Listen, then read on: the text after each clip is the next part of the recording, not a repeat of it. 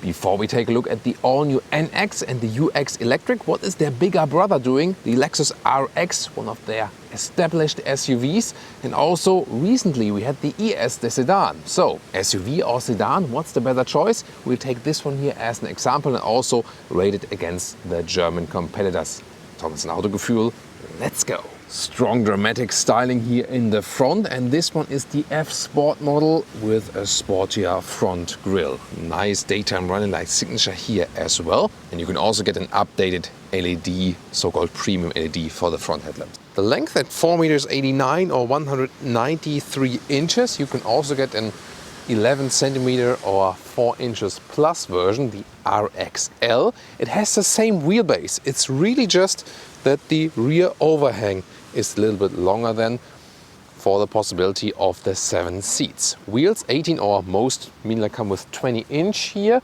Very nice sporty styling. Once again, this is the F Sport line with some sporty accentuations. Here also the contrasting mirror caps. And it has this SUV coupe shape a little bit here, and then with this design flying roof trick where this area is black and then it really looks like the top part would be just flying.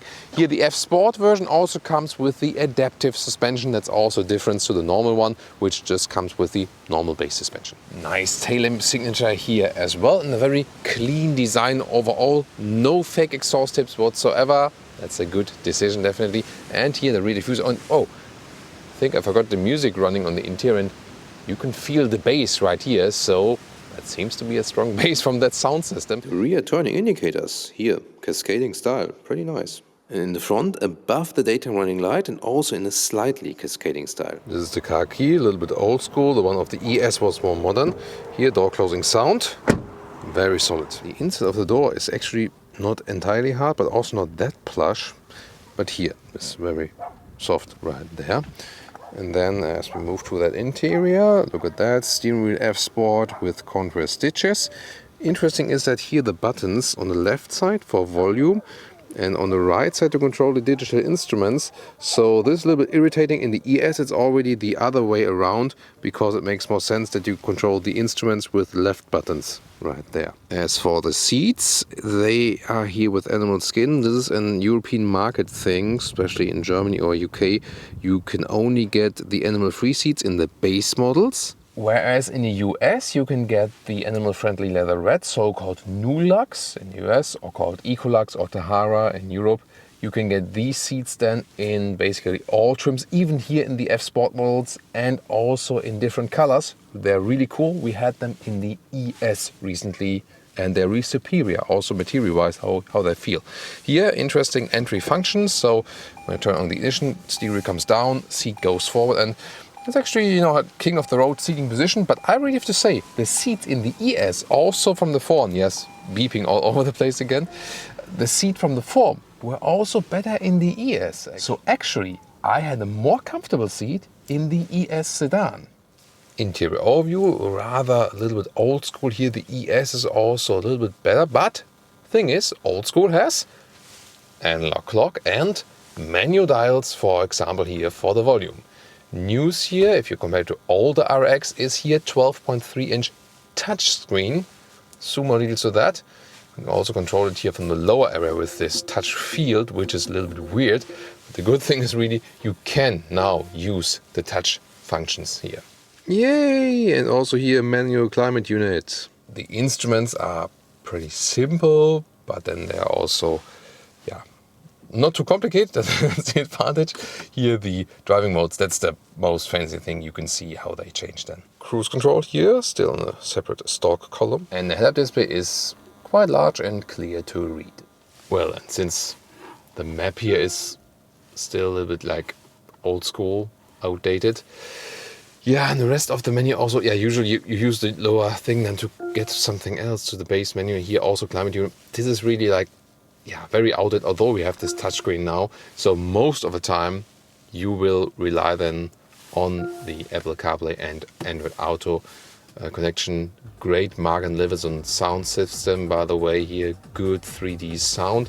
And this is then of course what you would usually see and use. You have this 360-degree camera, can go all the way around, or then classic rear view camera, of course. Not the best image quality, but I feel a little better in the ES, which is kind of strange. But overall, they need to pop up their camera solutions at Lexus. In the front there's an inductive charging pad, and here manual buttons for seat heating, seat cooling. Then here charging your devices. In the front it's just charging, by the way. This is just to put your smartphone, no additional inductive charger. Then here we have the cup holders, and they're quite funny because here you can pump it up, y'all. Yeah, here's the Lexus branded hand sanitizer, and then you can like push it in again. This is interesting here and more old school. Like in the ES, you have like this stairs design for that, which is not that beep beep beep, not that practical. So better when it's just like front and back, and that's it. And here is once again this famous touchpad, which again is gladly not the only solution anymore. Then here is your drive selector. Press it for normal mode, or here sport plus mode. We're going to use it later. And here I have my smartphone easy plug in and out solution to have it here in this place. And I usually stay in the normal driving mode because here the real connector for Apple CarPlay and Auto is underneath. And then you can have just the cable out there, and it doesn't squish it too much, so that's actually okay. And this is also a floor here, so this is like just it just has a soft surface, and this here also has, see here, a soft underground. And so when I'm having my elbow, I'm usually like in between here or maybe slightly here, so I will need to put my elbow further to the back that it's soft, and here it's actually starting to hurt after a while because it's actually too hard. In the rear there's not so much legroom actually, because here the recess of the seats, it would only work when the seat would be higher actually. You can see it right here, then it would be plentiful. But it's actually quite comfortable here in the rear, also for kids because they sit quite high, and headroom with 1.86 m or 6'1" is also no problem at all. Interesting that there is kind of no middle tunnel here, and then you have some chargers here in the back as well, and seat heating, and in the middle here you have some cup holders. And here you also have the electric control of the back part of the seats right here, and yeah, with the beeping effect, of course.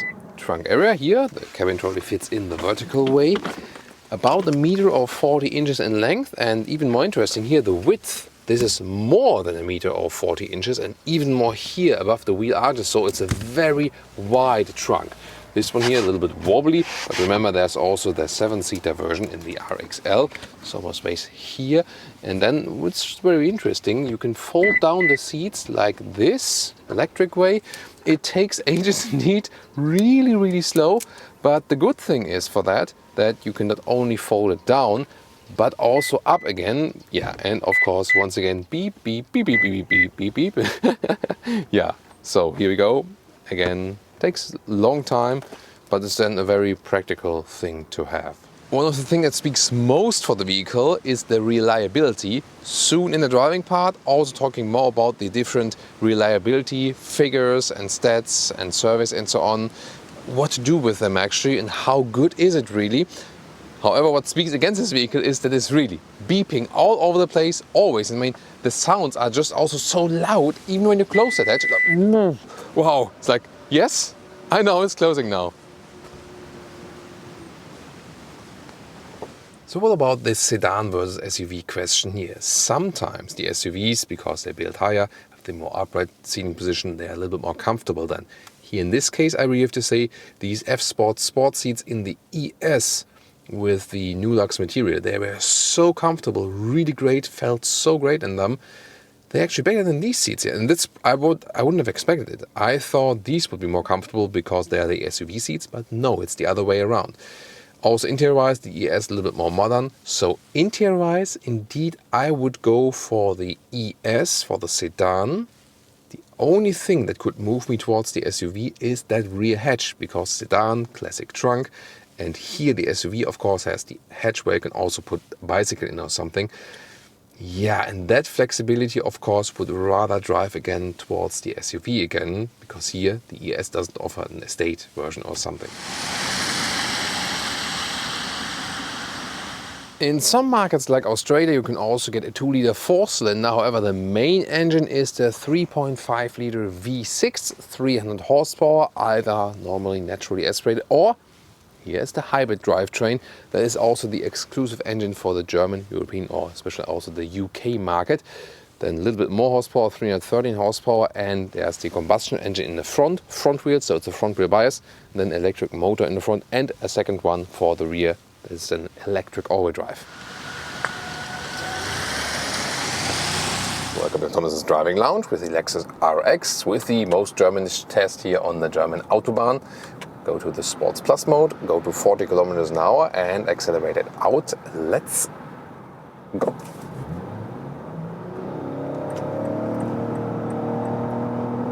$100.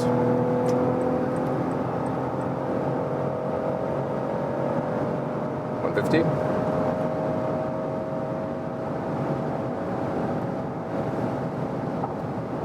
And top speed 180. Oh, it goes further.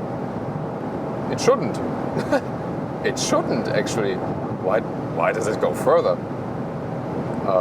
Okay. That happened. 212 to 213 kilometers an hour in a Lexus? Is this a glitch in the Matrix? So like 130 miles per hour. But also interesting is, I mean, noise insulation wise at these higher speeds, go back to the normal driving mode, it wasn't, that loud. I felt it would be a little bit less noisy than in the ES. Sure. But definitely when you compare like Audi, BMW, Mercedes, they are more silent at higher speeds, no doubt about that. So engine performance and also noise insulation at higher speeds, that's where the Germans are definitely leading. And here with this eCVT, you heard it like this. It's also not that much fun to accelerate and so on. Here in this graphic here in the middle display, 12.3 inch, you can see what is actually active and when we are driving in a more performance-oriented way. Of course, the combustion engine is on. So let's turn to the right. And you can also see both electric motors working, one in the front, one in the rear, and that changes constantly what is actually going on. So it's very confusing to watch it as a driver. But here, for example, when I go off the throttle, directly recuperation into the battery, which is actually quite full at the moment, but still rather serving as a buffer battery. And when I then step on the throttle again, I can see front electric motor is working and the combustion engine, not the rear electric motor at the moment. But did you take a look at it when I hit the full acceleration? Then it's also different. Then we also have done the rear electric motor working. Overall, a very comfortable and likable driving feeling with 20-inch wheels mounted here. The F Sport comes with that adaptive suspension, which is also doing a good job. Most of the RX sold nowadays automatically come with 20-inch wheels. Some base versions you can also get the 18-inch ones, which deliver more soft driving comfort. But overall, I'm quite happy with the noise insulation here, and also with the driving comfort, definitely. And it's actually also fairly fun to drive. It's just that it doesn't have that sportiness. That's not what Lexus is really famous for.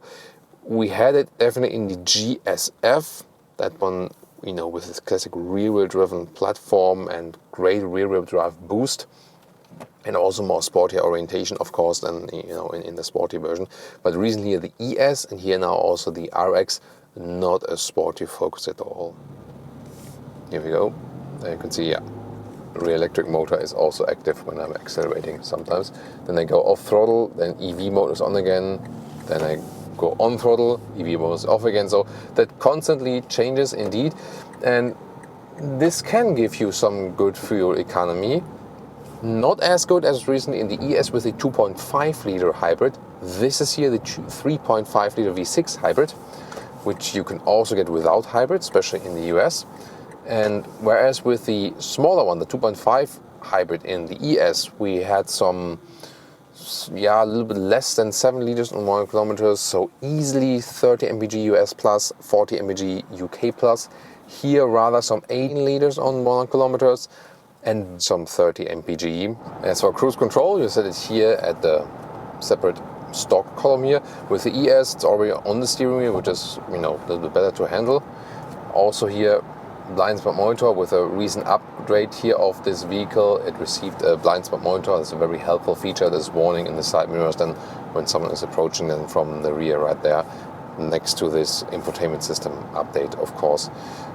The cruise control so far doing a good job. You can also activate or deactivate this lane keeping assist, which is also an active one. Let's see here with about 80 kilometers an hour or like 50 miles an hour in the tunnel.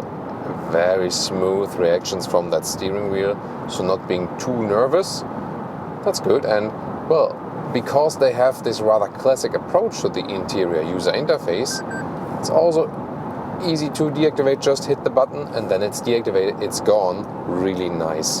So once again with the Sport Plus mode, when we are already at speed, that the one I would take, that it's not irritated by us. So when we are at 85 kilometers an hour, I'm not sure if that one is going to accelerate, but we are going to. Let's go. Power from all motors. Not too powerful overall though. The acceleration figure from 0 to 1 kilometers an hour is like 8 seconds.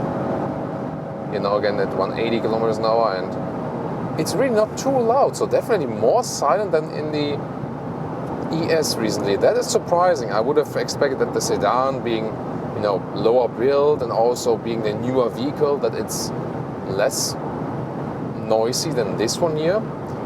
Yeah, but maybe it's like proven concept or something. They're building this one here for quite a long time. It's the premium SUV. Yes, there's the bigger GX above that, but the RX, as I said earlier, the most established one, and also this one of the crucial things. Oh, it's a nice Audi S5 convertible. Love that vehicle here. So much fun to drive it. It's fun in summer, especially. Oh. Did that one actually throw up a stone against our windshield? I hate you. Well, yeah, that happens, of course. So back to this vehicle here. Very likable. You're driving close top. That's not really rain. You're not convertible drivers. Okay, now finally back to this vehicle here.